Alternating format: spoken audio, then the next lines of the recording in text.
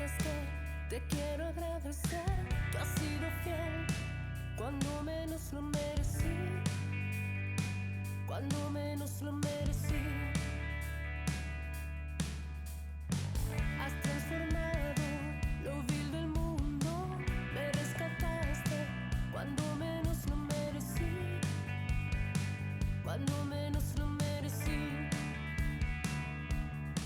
Tu presencia en mí hace estragos. Tengo que confesar que se siente tan bien haber dejado el control de mi vida en tus manos.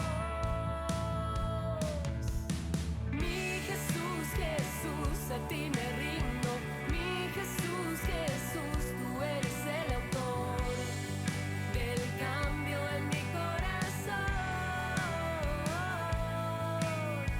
Te alabaré de noche y día, te alabaré, tú eres el autor del cambio en mi corazón.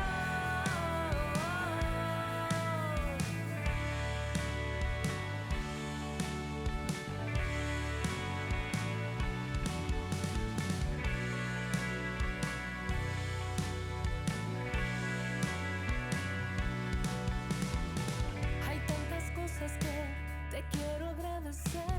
Tú has sido fiel cuando menos lo merecí, cuando menos lo merecí. Has transformado lo vil del mundo, me rescataste cuando menos lo merecí, cuando menos lo merecí. Tu presencia en mí hace estragos. Tengo que confesar que se siente tan bien haber dejado el control de mi vida en tus manos. Mi Jesús, Jesús, a ti me rindo. Mi Jesús, Jesús, tú eres el autor del cambio en mi corazón. Te alabaré de noche y día, te alabaré, tú eres el autor del cambio en mi corazón. Muchas aguas podrán pasar, pero firme estaré. Cuando estoy débil me haces fuerte, tuyo es el poder. Mi Jesús, Jesús, a ti me rindo. Mi Jesús, Jesús, tú eres el autor del cambio en mi corazón. Te alabaré de noche y día, te alabaré, tú eres el autor del cambio en mi corazón.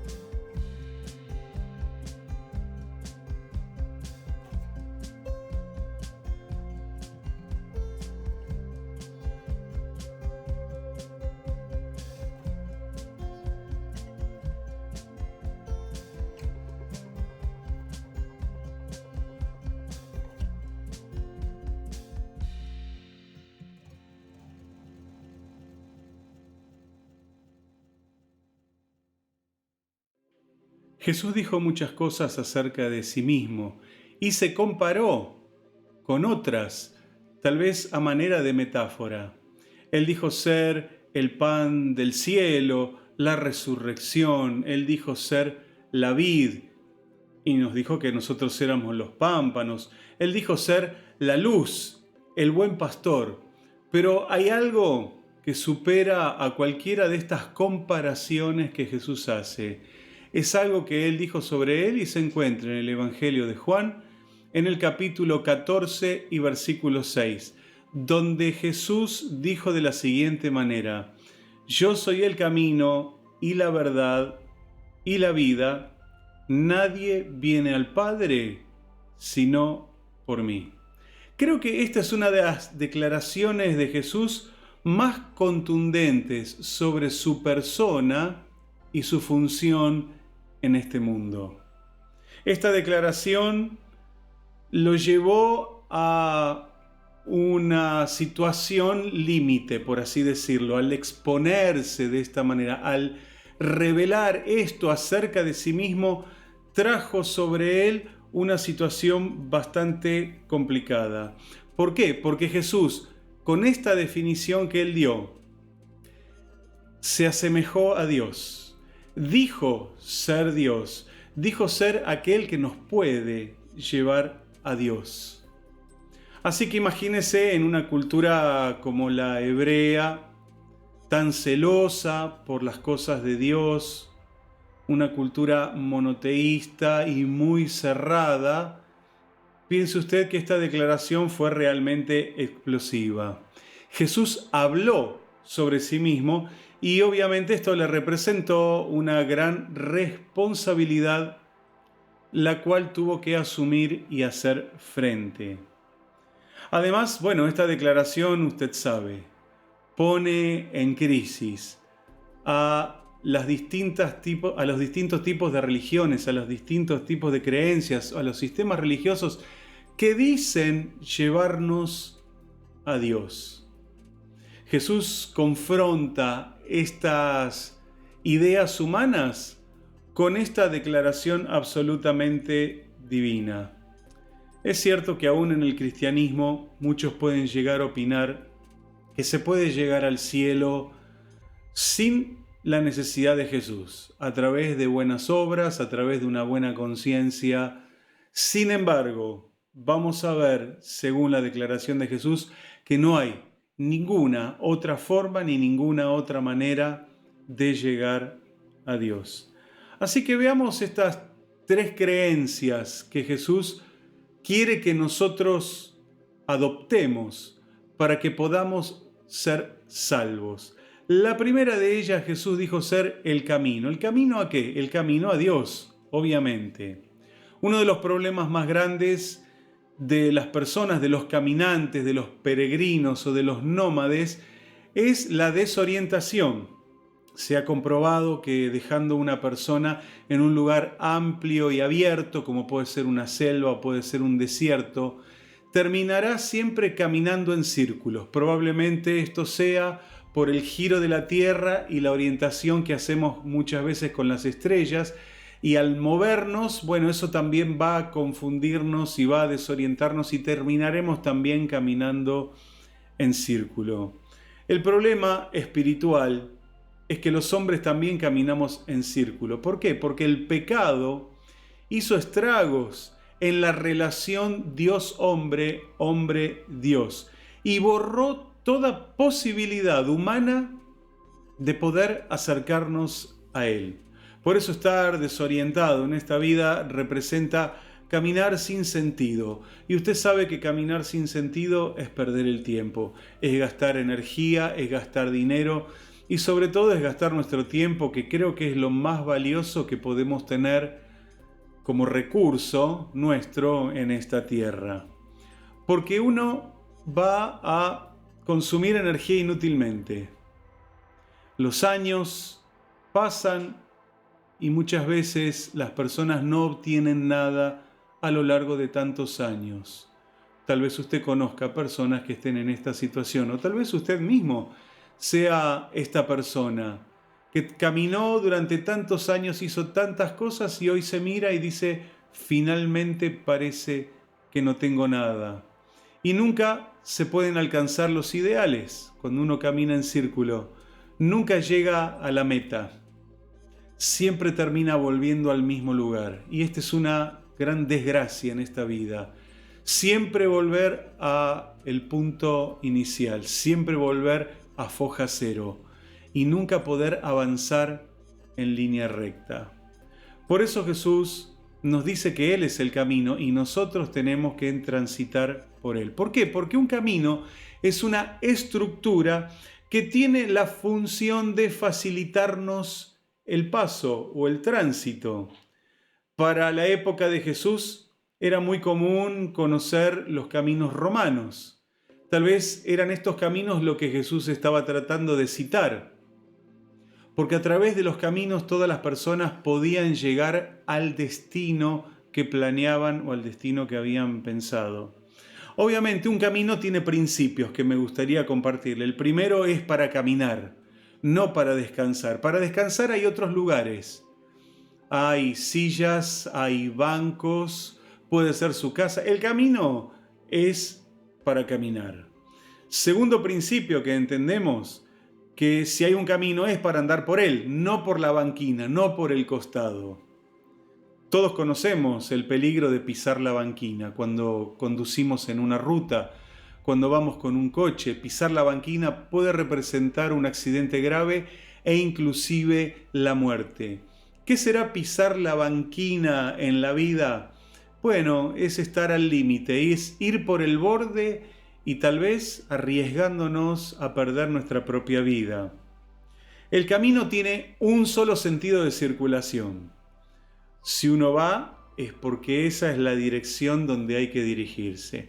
Obviamente pueden estar los caminos compartidos, puede haber un camino de ida y uno de vuelta, pero usted no puede ir a contramano.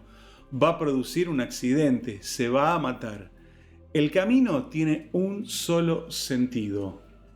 Jesús, la Biblia nos muestra que esta vida tiene un solo sentido y es conocerle a Dios para alcanzar la vida eterna.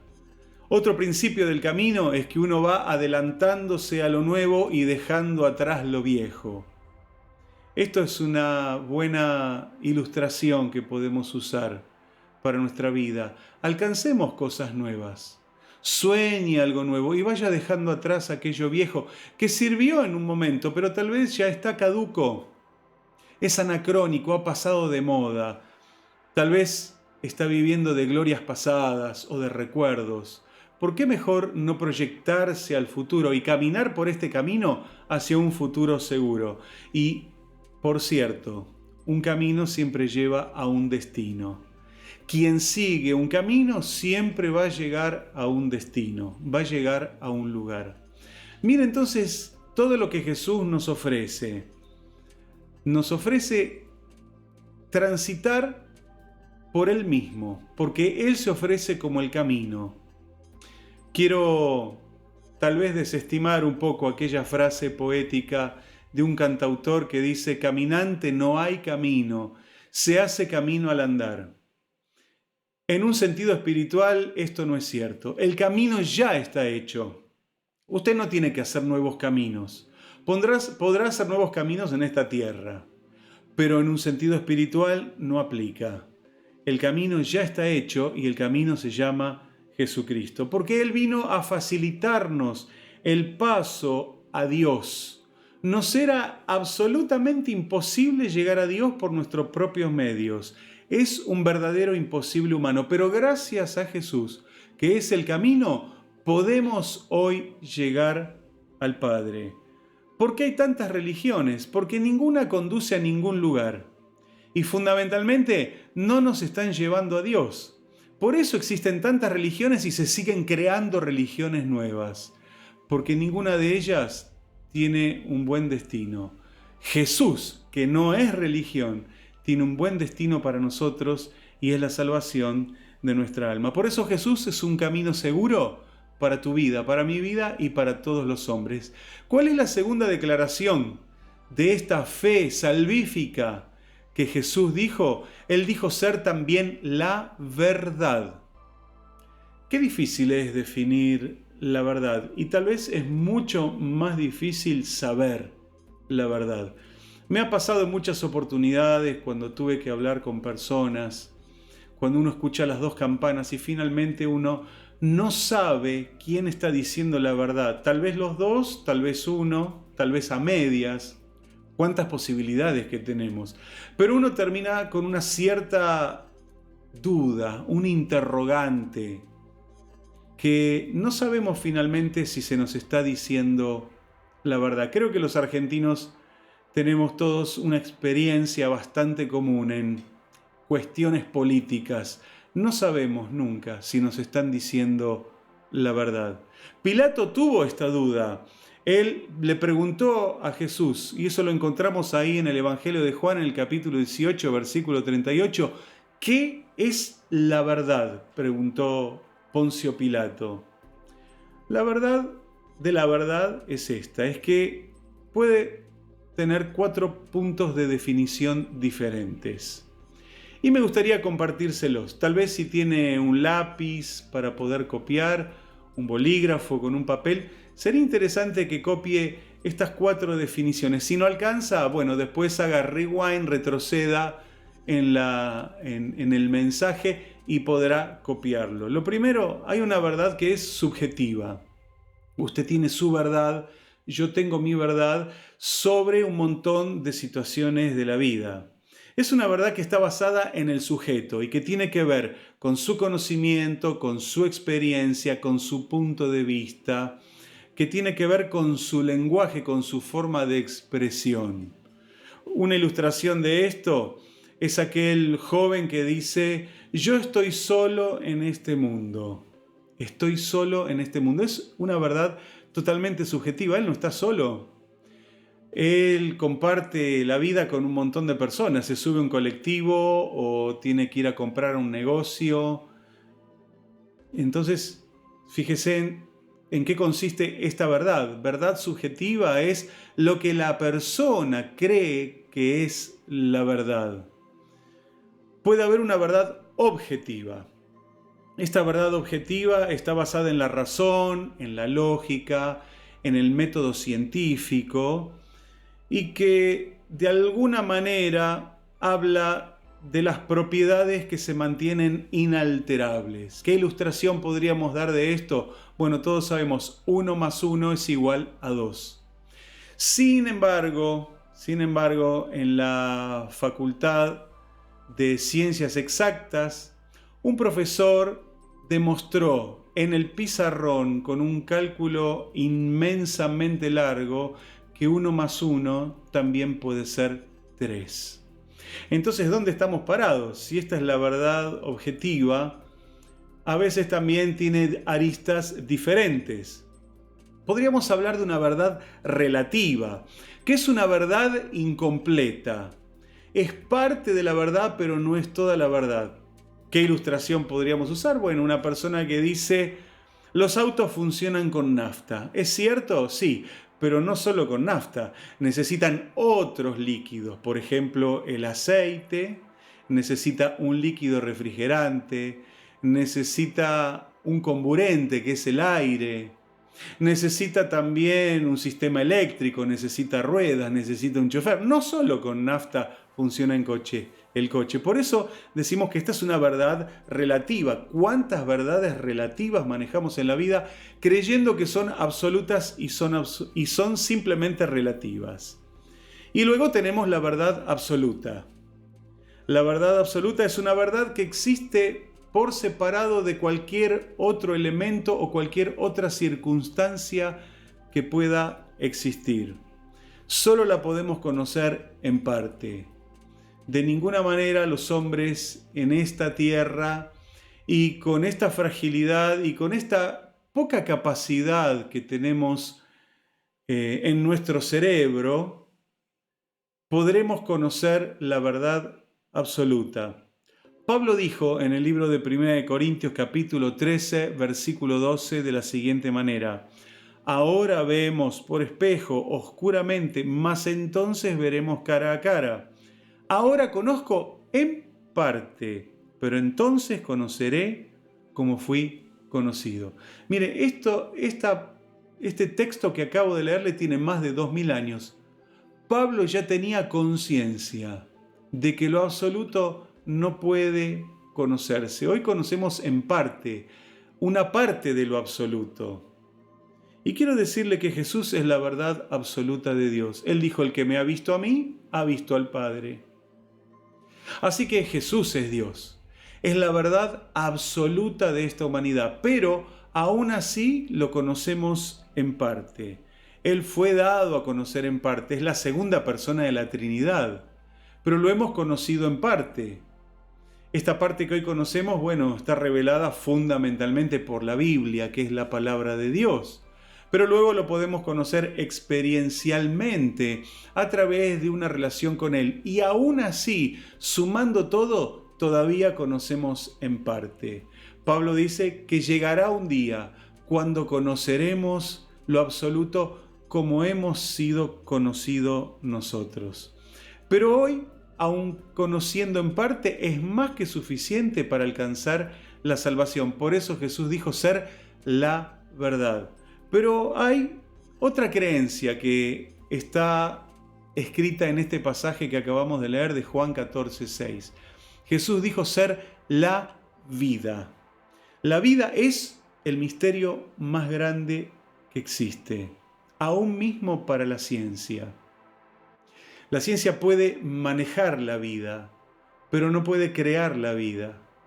Puede fecundar un óvulo in vitro bajo la lupa de un microscopio, puede hacerle modificaciones genéticas, puede implantarlo para que se desarrolle, pero no la puede crear la vida. Gracias a Dios que la ciencia no puede crear la vida, porque si no nos transformaríamos en monstruos creyéndonos realmente que somos Dios. Así que no podemos crear la vida, solo la estudiamos, la manipulamos, la podemos manejar de distintas maneras, pero ninguno de los científicos ha podido crear la vida. Jesús no dijo ser el dueño de la vida, Él mismo dijo ser la vida. Por lo tanto, tener a Jesús es tener la vida. Esta es la explicación para la vida eterna. Nosotros ya estamos vivos, pero cuando recibimos a Jesús recibimos la vida eterna, que trasciende a nosotros, viene del más allá, viene de parte de Dios y viene a través de la fe en Jesucristo. Cuando alguien pone la fe en Jesús, recibe la vida eterna. O sea, tiene doble vida, la vida física que está viviendo ahora, más la eterna que le fue dada por Dios en el momento que puso su fe en Él. Ahora, ¿sabía usted que los humanos tenemos 5 tipos de vida? Quiero nombrárselas rápidamente. La primera de ellas es la vida vegetativa. Es la vida de nuestros órganos, su corazón, sus pulmones, fundamentalmente su corazón, a través de un sistema nervioso, se maneja de manera autónoma. Nosotros no podemos decidir detener el corazón. Tal vez lo podríamos acelerar, bueno, si corremos un poco hacemos que se acelere, pero muy probablemente no sea esto de manera voluntaria. La respiración durante la noche mientras usted duerme, los movimientos de su aparato digestivo cuando usted acaba de almorzar, de cenar o de comer algo. Usted no le está dando órdenes al estómago para que comience ese gran proceso de la digestión, ni le da órdenes a los intestinos para que comiencen a hacer ese movimiento que se llama peristáltico. No, eso está fuera de nuestro control. Es lo que se llama la vida vegetativa. También tenemos la vida sensitiva, es la comunicación. Todos somos seres sociales. Nos comunicamos los unos con los otros. Necesitamos de los unos con los otros por esa sociabilidad que Dios puso en nuestro corazón. Tenemos una vida intelectual, que es una vida lógica. Todos pensamos a distintos niveles. Algunos han pensado con mayor conocimiento adquirido, otros con menos conocimiento adquirido, pero todos tenemos la cualidad o la capacidad de poder pensar. Lamentablemente algunos usan la capacidad esta para el mal, cuando Dios desea que la usemos para el bien. También podemos hablar de nuestra vida moral, que es nuestra conducta, es nuestra relación con el prójimo y aún nuestra relación con nosotros mismos. Es la vida moral que podríamos definir en este momento. Y por último tenemos la vida espiritual. La podríamos también llamar la vida mística. Fíjese entonces que usted al menos tiene 5 tipos de vida y quiero decirle que Jesús lo puede ayudar en cada una de estas vidas que usted tiene. La vida vegetativa, la vida sensitiva, la vida intelectual, la vida moral y la vida espiritual. Jesús puede hacerse parte de cada una de ellas si usted le abre esta posibilidad, porque Jesús dijo ser la vida. Él quiere ayudarnos en toda nuestra capacidad y en toda nuestra posibilidad, porque Él tiene todo poder, porque estamos hechos a su imagen y semejanza, y Él puede entonces intervenir si nosotros le pedimos la ayuda. Pero Dios quiere empezar primero con lo espiritual. A veces nosotros queremos que Dios empiece por lo de afuera con nosotros. Los milagros de sanidad o los milagros de provisión. Muchas personas van buscando a Dios simplemente por un toque de la mano de Jesús. Pero quiero decirle que Dios primero quiere empezar a trabajar en nosotros internamente y quiere darnos primero la vida espiritual. Jesús lo dijo claramente, que debemos de buscar primero el reino de Dios y su justicia, y después todas estas cosas que todos necesitamos van a venir solas, van a venir por añadidura, pero ninguna añadidura podrá venir si primero no buscamos el reino de Dios y no recibimos primero la vida espiritual. Fíjese lo que dice el libro de Efesios capítulo 2, versículo 1, una de las cartas de Pablo hermosas. Él dice así: Él os dio vida a vosotros cuando estabais muertos en vuestros delitos y pecados. Fíjese lo primero que hace Dios. Nos encuentra muertos en esta vida. Somos muertos vivientes. Podríamos usar la palabra zombie. Bueno, no es muy cristiana ni está en la Biblia. Pero tal vez nos puede dar una idea de cómo vivimos o cómo viven las personas cuando están lejos de Dios. Son muertos que viven. Tienen que divertirse, tienen que disfrutar y no pueden desaprovechar ninguna de las oportunidades que se le crucen en el camino. Eso es ser un muerto viviente. Pero cuando comenzamos a creer en Dios, cuando recibimos a Jesús, recibimos la vida y Dios nos saca de la muerte y nos traslada a la vida, nos saca de las tinieblas para llevarnos a la luz. Por eso Jesús dijo: nadie viene al Padre si no es por mí. Esta es una declaración bien directa. No tiene doble interpretación. No hay forma de ir a Dios si no es por Jesús. La solución no son las religiones, no son los políticos, mucho menos. No son los sistemas de autoayuda que nos pueden ayudar en algo, pero nada más. La verdad para poder llegar a Dios se encuentra absolutamente en Jesús. Ni siquiera las conductas correctas, que aunque son obligatorias para un cristiano, finalmente tampoco las conductas correctas nos conducen a Dios, ni los estudios ni ningún otro invento que los hombres podamos tener. Jesús dijo ser el camino, la verdad y la vida. Y nadie va al Padre si no recibe estas 3 creencias en su corazón: de aceptar que Jesús es el camino a Dios, que Él es la verdad de Dios revelada a los hombres, la verdad absoluta, y que Él es la vida. Jesús no tiene la vida, Él es la vida. Entonces, si quiere ir al Padre, le recomiendo muy seriamente que adopte estas creencias de esta fe salvífica. Es Jesús el único camino al Padre. ¿Oramos juntos? Cierre sus ojos. Bendito Dios, te doy gracias por este mensaje que nos has compartido. Señor, que tu palabra se abre frente a nuestros ojos y tu palabra se abre, Señor, frente a nuestra alma para mostrarnos a Jesús. Él es la verdad, Él es el camino y Él es la vida. Señor, te pedimos perdón si hemos tratado de llegar a ti a través de las buenas obras, a través de una religión, de un título, de los estudios. No son el camino. Serán cosas buenas o no, pero no podemos llegar al cielo a través de ellas. Señor Jesús, te damos gracias porque tú nos abres la posibilidad de alcanzar al Padre solamente a través tuyo. Es solamente a través de Jesús. Por eso te estamos eternamente agradecidos. Amén y amén. No se olvide, por favor, de esto. Este es el ABC de la salvación. Jesús es el camino, es la verdad y es la vida. Nadie va al Padre si no es por Él.